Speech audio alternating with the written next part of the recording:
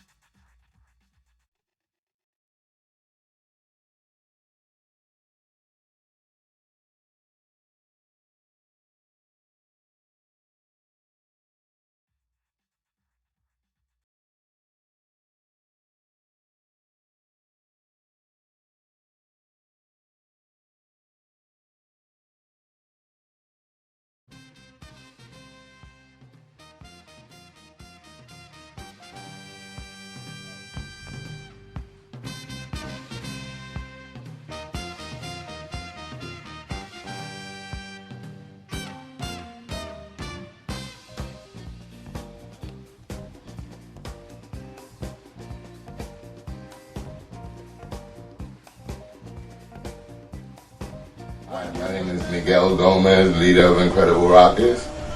My name is Charlie Uprock, Vice President of Incredible Rockers, President Rock with Style. What is rocking? It's a dance of humiliation. Rock is a battle dance. Rock is the dance that gave birth to b-boying. Rock is a dance where you use consecutive moves, your freestyle jerks, burns against your opponent. You just go off on the brother. When he means go off, he means with certain moves that we call weapons. Like the music is a weapon.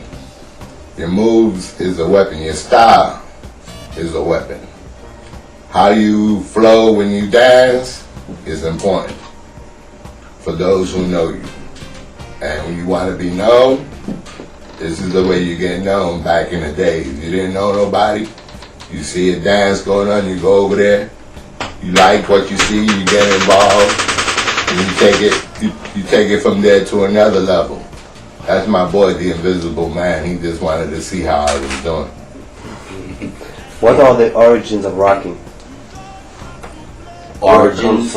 Well, rocking has to do with funk soul. You know, you have to put the conjunctions of like your Latin, African American, some sort of Taino Indian styles. So, you know, that little Latin flavor rhythm in it. So, you know, rocking is all over. It comes from the streets. Rocking is a street dance. You can't make it pretty, whatever the case may be. It's a street dance. You know, it's hardcore. There's no making it look pretty. It's a battle dance. You know, rocking, man, I just love rocking because that's how I got my name. And I thank Mike here for that because he showed me my first jerk when we was like a young teenager. And a jerk is like a basic movement for up rockers, like your hand gestures. It's like on a counter force type of a step, you know, whatever. And you always do it on beat. And that's how I usually start my battles. I go off on a jerk and then a burn, those combinations. And for those of you who don't know, a burn is the actual step that you use to humiliate or diss the person you're dancing against. You know, whether you do movements like he's sucking your dick, you know, you're stabbing them or whatever. Shooting them. Hitting them with a club. Hit them with a club in the head. Punching them in the face. You know what I'm saying? Like doing pop, you know. Yeah. So yeah. That's the basic move. So I thank this brother right here, you know what I'm saying? We go like over 35 years as friends since, you know, before I even had a mustache. You know, since we were young, he showed me that first move. And, you know, I was a member for Incredible Rockers. The name was thought up of in 1974. The name Incredible Rockers was thought.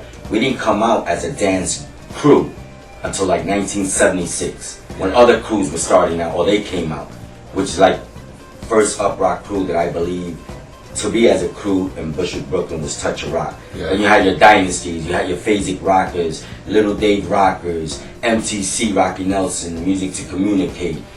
A lot of the crews, but that doesn't mean we was rocking before the crews came out. But when I started seeing people with the shirts, the vests, said, oh, this is like what we got to do now, so we could be like known. But we were rocking before. Right, So like just gangsters, to know. how were the gangsters involved in the rocking? They were the ones that brought it out here, I guess, because these boys used to get drunk and get high and go off on each other. They form a little patch of like 8 or 9 guys, and they start going bananas. So what you're saying that the gangsters from the 60s and the 70s era are the ones who, you know... Brought it out. They're the originators in action, you know what I'm saying? Them boys, that's who I give the respect to. I don't give it to these guys I was dancing with. I give it to the ones that were like older than my uncle that made rest in peace. Yeah, they were before us. They were before us. Way before I me. like that old gangster MC biker riding type dudes. You know what I'm saying? They will be playing that funk soul, that James Brown or whatever. You pass by. I remember Mexican, Beirut on French. Soul Searchers, We the People. Yeah. You know, like that. You walk by, I used to see them doing their thing. I didn't understand that shit when I thought they were gonna get into fights. That's what I thought. I thought it was a fight. That's why I went to go look in the beginning. Yeah, then they would just be all up in each other's face. Yeah, I thought it was a fight. I was like, and then they show love and everything. Like, yeah, walk away. Come on, let's go drink and smoke or whatever. Let's go inject ourselves with some sun. You know?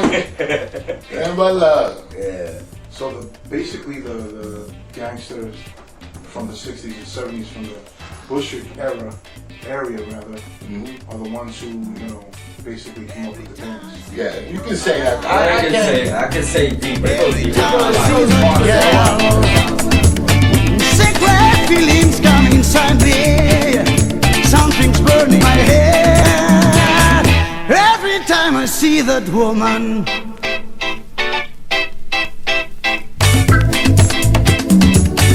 Every time I see that woman. Every time I see that girl. Secret feelings come inside me.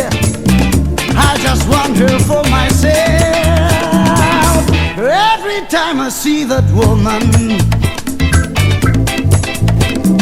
oh my woman, oh my girl, oh my woman, oh my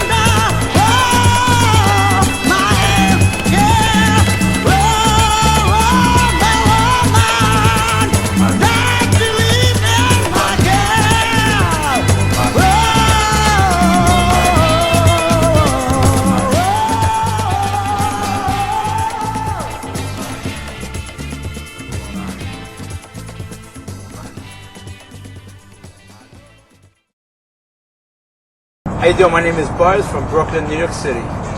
Born in Puerto Rico, born in Bushwick, Brooklyn, New York City. From the crew Touch of Rock, a crew established in 1976 in Brooklyn, Bushwick, New York. Just want to take this time to just basically touch base on the dance Uprock, which back in the days in the 1970s we used to call it rock. Looking at the dance of rock and looking at the dance of break, most of the people say that rocking is the foundation of breaking. I don't know. I guess everybody has their own ways to look at it. I don't know if I see it that way. For the reason that I don't know what the Bronx and what Manhattan and what Queens was doing during the 1970s. But I can tell you this, in 1970, I could definitely verify that the majority of guys that were rocking in 1970, I don't think they really took the time to go out to the Bronx and rock against other people, because we have enough rocking. We had enough rocking to be dealing with in our neighborhood, in our backyard. So, like basically, like I was saying, it's just like if you're gonna go shopping for whatever it is, a pair of sneakers or a pair of pants or style clothes. If there's 5 or 6 stores in your neighborhood that carry it, I don't see you going. I don't see myself or anyone going across town or over the bridge to go buy the same clothes that you could buy right next door. So that is the reason why I say that, as people say that rocking is the foundation of breaking. I don't think I see it though.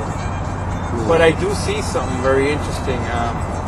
As it's start coming back out again, getting involved with the dancing, the uprocking. I see something very familiar. The familiar that I see it is the breaking of today, which is called b-boy. That the introduction it's very familiar to what we used to do when we used to rock. Not much of the jerking part, but the freestyling and a lot of moves that very familiar to some of the jerks that we used to do back in the 1970s. So I find that very interesting. And in fact, I'm a person that was deeply into rocking and dancing hustle and writing graffiti. Back in the day, my graffiti name was Love 67, and AKA 02 was down with the crew Crazy Riders, CW, and TPA, the Public Animal. And that was my entrance, basically, just graffiti writing, up-rocking, hustling, the dance hustle, and kind of kept up to that. Once the b-boy era hit, I did get a little bit into the era. It was something that everybody was doing. In fact, we also toured. In 1984, we represent the music of Beat Street, and we went out to Venezuela and kind of like produced the song and put it out there in Venezuela for them. How did we get involved in the breaking? It was that in I think it was 80, it could have been 83 or I think it was 83, 84. There was a big break dance contest in the and I think it was 80, it could have been 83 or I think it was 83, 84. Big break dance contest in the Roxy's in Manhattan. And I remember we basically went up there, we joined the contest, and what we did was we joined us rockers, me and my partner Snoopy, and they liked what they saw. I guess it's the freestyle, the dancing, the movement of our feet. I guess it was the Latin flavor that we brought with it, and they liked it. And they came up to us and they asked us, hey, we had this tour put together and we'd like to see if you want to be part of it. But the only problem is you got to get involved with some breakers and poppers. So we did. We put a crew called Justice. We got 2 of their breakers, 1 popper. And again, me and my partner Snoopy, which were the rockers. And no doubt about it, that a lot of my dancing, you want to stop it? That a lot of my dancing, it comes from my background, my family, Spanish, they're Latin, my mother's Latin, my father is Latin, my brother's Latin. We listen to a lot of Latin music, the shake that I do. My mother was shaking before I was rocking, and seeing her doing that kind of step, that kind of involved.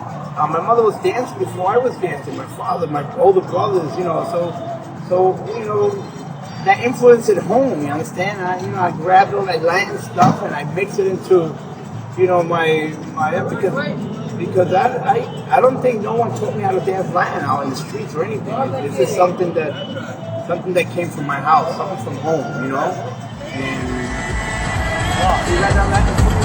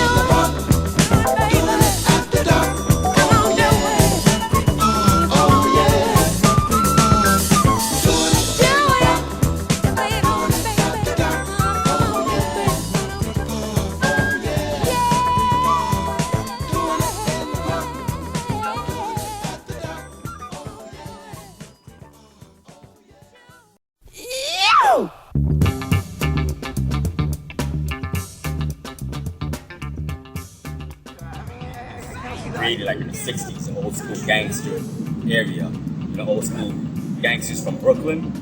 And then we came upon it when we were young kids. We seen it. We looked at other people, like family members, like Mikey's cousin Marty. So rocking was a dance created by these individuals, the old school hard rocks. Then we came into the element after the gangs were dying out. The rock crews were coming out. The rock dancers were putting together, their own crews. Incredible Rockers, the name was conceived by Mike and his cousin Weo. The name was thought of in 1974, but we didn't come and became a crew until about 1976, after seeing different crews being formed. And we had two divisions, one of them out here in Coney Island, which we are here today. Avenue K, that was Weo. His cousin was running that because he moved out of Bushwick in about 1976, 77. He moved out of Bushwick and was out here in Coney. He got a bunch of guys who created his own second division of Incredible Rockers. Me and Mike actually was staying with the Bushwick section crew of Incredible. We kind of more or less ran. See, after the uprocking was starting to die out, after all the awesome battles in the late 70s, I believe 1977, 1978 was the hottest time period for the rock dance in New York City, especially Brooklyn, New York. I gave the Bronx and Manhattan their b-boying thing, gotta give it to them. Mad props to the b-boys out there. But the rock dance was conceived, and all the legendary and best dancers of this rock dance were from Brooklyn, New York. From the Park Slope, Bay Ridge, Coney Island, south side of Brooklyn, definitely Bushwick had the best style. Now the dance, when it was dying out at about 1981, well, officially all the crews were hanging up their shirts because now we're older, brothers got married, brothers now have to earn a living, the 9-to-5 jobs. As we grew older, the crew started separating. While the crew started separating, then other crews started to unite with each other to do routines, vice versa. Me and Michael were still dancers for a while. After the rock dance was dying out, not about that time frame that I said, the b-boying era came out strong. If you notice, a lot of the b-boys now, all the way up until 2008, they start off a lot of their moves with the top rock moves. With some of the jerks, the footwork, or whatever. Those work came from the dance rock. No matter how you look at it. The rock dance has 4 elements, and my explaining of the dance is your jerks, burns, freestyle moves, and you must know the music. 4 elements. Jerks, which is a basic movement for a rocker. Burns is the movements that you use to humiliate the other opponent, the other dancer you're battling. And your freestyle movements are the footwork, your hand gestures, facial expressions they use on the non-break part of the record. When the record is not at its ultimate break part, that's when you do your footwork, freestyle hand gestures, just walking around, foot shuffles, and you must know the music. By know the music, what I mean is that if you know the record, it can be used as your weapon to destroy the other opponent, to whack him out, to burn him, to humiliate him. Because while rocking, if you know the record, the other individual, the other crew can have all their movements, but if you know the record more, you're gonna look better. You can dance the record better.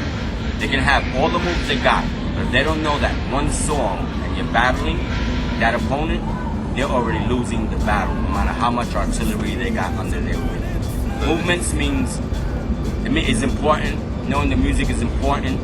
How you rock the record is the utmost important. Yeah. You must have soul. You gotta have that funk soul in you. You gotta have it in you. You gotta dance with feeling, with meaning. I can teach you all the moves you wanna learn, but if you ain't got the soul, it ain't gonna look right on you. Now, if you add your own soul, you know yourself, you know what you like to do, how you like to play around, that's how you get your soul. Always be on beat. Yes. I see a lot of dancers now in 2008, or whatever the case may be, they're all off beat. They got all the moves, but when they dance the record, they look sloppy. And rocking, you try to make it look easy. I'm not saying that dance is easy. It takes a lot of things for you to acquire to become a rocker, but you have to make it look easy. If you have to think about what to do next, you're already losing the battle. It has to come naturally. One move after the next. Yes. You do a jerk, you do a burn. You do a burn, you do a jerk. You do your freestyle footwork movements. Everything at the proper time when the record is being played. But back in the days, man, rock the dance was something was a part of your life, was a part of my life, and it still is. Part of life too, still is too. You know what I'm saying? Rocking like kept me away from doing badness or big crimes and getting locked up in jail, because I was dancing freed me. So dancing to me is good for my health. I get my aggressions off on the dance floor. Instead of when I'm irritated, mad, I go create new dance moves or spend time with my partner Mike here, and we bug out, and it's stress free. Yeah. Dancing has helped me a lot. Dancing has helped me too a lot, because dancing keeps me occupied too. Because I'm out here, I'll tell you, I had histories too. I got caught up in the drug scene. I got caught up in a lot of things that is personal, but I don't want to get that deep. But dancing to me is a stimulant for me to keep me happy. Because when I dance, I'm happy. When I don't dance, I'll be walking around all moped up. I don't feel right. I gotta hear music. Music to me is part of my life. I'm an uprocker. I'm a rocker. Really, I'm an old school G. I'm a rocker. How was it when rocking? How did you battle? How did you judge? Who was winning? Everything in the contest. Oh, back in the days, in the party. you knew when you was getting burnt, or you knew when you was getting burnt. When they were doing it to you, so you couldn't deny it. You knew it. There was nothing about you get burnt out and walk up the block and say I went off on everybody. You can say that for people that were there and seen, like up to this day. I got you. You know. You would know when you run out of moves. You run out of moves, so I knew the record better than you. Yeah. My moves were like not incredible. You felt it. The audience felt it. The audience was cheering. You would know By the the smile on burns. the people's You faces. know what I'm saying? You would The know. reaction, You just know the reaction. It was basically. the response you get from that. From your moves, you can tell by the way the people were acting around you that you were nice. You would know, and then the compliments. Yeah. And then also when you have other crews that you were battling, some of their members would come and try to join in. and try to join your crew, Yeah. or try Tell me to about say, the colors. oh, there was battles. I'm not gonna lie, there were battles. He can tell you more on this. Where you lose your shirt or whatever, and they'll take it off. You gotta take it off. If you set these rules of engagement, battle rules of engagement, All right. before, we're dancing for shirts, they would take them, some kerosene or just regular matches or a lighter, and burn your shirt, hang it up on a pole, like on a street lamp pole. In Brooklyn, New York City, and I seen this brother do it. You know what I'm saying? Do it to other people. Sometimes we will win a battle and just feel sorry for the crew, because you know they'd be like about to cry or moping, like, yeah, man, they're gonna take our colors, incredible. You give them back their shirts. So The best. Apache line. Apache line formation, to me, what I know was the gangsters back in the days. Once again, when you was gonna join their gang or you screwed up, you messed up, did something very wrong in their eyes, you had to walk through a line of guys with belts around their hands, chains and bats. And they named it an Apache line, these gangsters. Due to the fact is you gotta run down the line or walk through it and get your ass kicked, beat up. If you survived and they still wanted you to be a part of that gang, it was over, you still was down with them, you had to go through that type of punishment. Now, the Apache line, after the gangsters were dying out, a lot of the gangsters became now rock dance crews. Jump from the gangsters, they hanged up their colors, now putting on colors of rock dance crews. So they still had that attitude. So the Apache line formation stood in the battle scene. That there'll be, let's say, a crew here, maybe 5 to 10 guys here, 5 to 10 guys here, face to face. You know, like this, battling, and they go off. If you get burnt, you're out that Apache line. They put in another guy there. It was like a last man standing. If I remember my battles, crew against crews, last one standing was the winner. There'll be a Apache line. Somebody go with a flag or a judge. There'll be like 3 judges or whatever the case may be. They tap you out. You're out. You're out. You're the last one standing, but it was an Apache line. Me on one side, the other rocker on the other side, continuously down the line, which an Apache line. It's like an imaginary line there. No tape is put there, whatever. But imaginary line, and you just battle. Make sure you don't cross that line. Don't touch the other rocker, because fights would occur. You only see the nice, pretty picture of Rocky now, but in reality, there was a lot of fights because of Rocky. People touched each other. People got jealous. They got burnt. You know, they got people gotten stabbed, shot because of Rocky. There's 1 or 2 individuals throughout my history which I found out that they actually died because of this dance. Because they were good, there was jealousy, they got injured. people chased me to take off my colors back in the days, different parts of Brooklyn that I walked in. I was always safe in Bushwick, but never really in any other part of Brooklyn. I've been chased. I'm not gonna lie, I climbed many train stations because I did not want to get beat up. Because it was jealousy when my shirts always looked nice, because I always had nice shirts, the colors, you know, always looking cool down, my lead pants, my suede Pumas always hooked up, ready to battle. They didn't like that, you know what I'm saying? Especially if you was a better dancer, you go to somebody else's party, you burn their crew. I went through a lot of my stuff with rocking, but there still was more better times than bad times. Rocking, like I said, was a part of my life. Now at my age now, my late 40s, I still believe, I thank God for my skills, I thank God that I could still rock just as good as I was when I was 16, 17, 18 years old back then. I thank him. I don't have the endurance any longer, I'm older, but I still got my skills. But rocking is just an awesome dance. The confrontations, the battles, the music, the funk soul, the spirit that you feel when I battle is a spirit. It just, I feel so good, like I'm doing something that I enjoy. And it's just a good feeling when you're burning somebody. I'm not gonna lie to you, it's a great feeling when you know he was zero, he was nothing, you can't even wear my sneakers. There's a lot of you guys out there, and crews, I'm not gonna mention your names, and you know, Charlie Uprock, CS1, Crunch. Peace.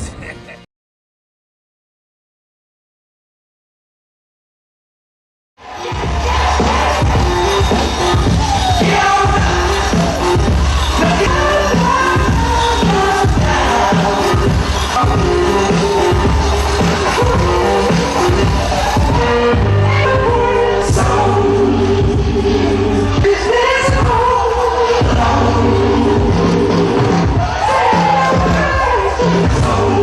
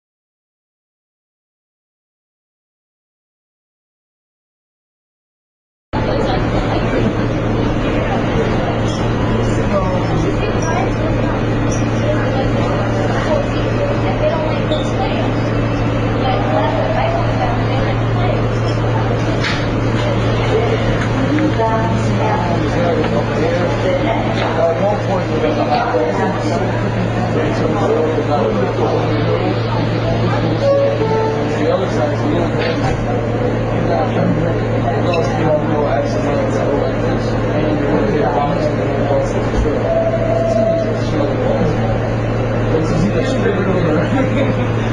So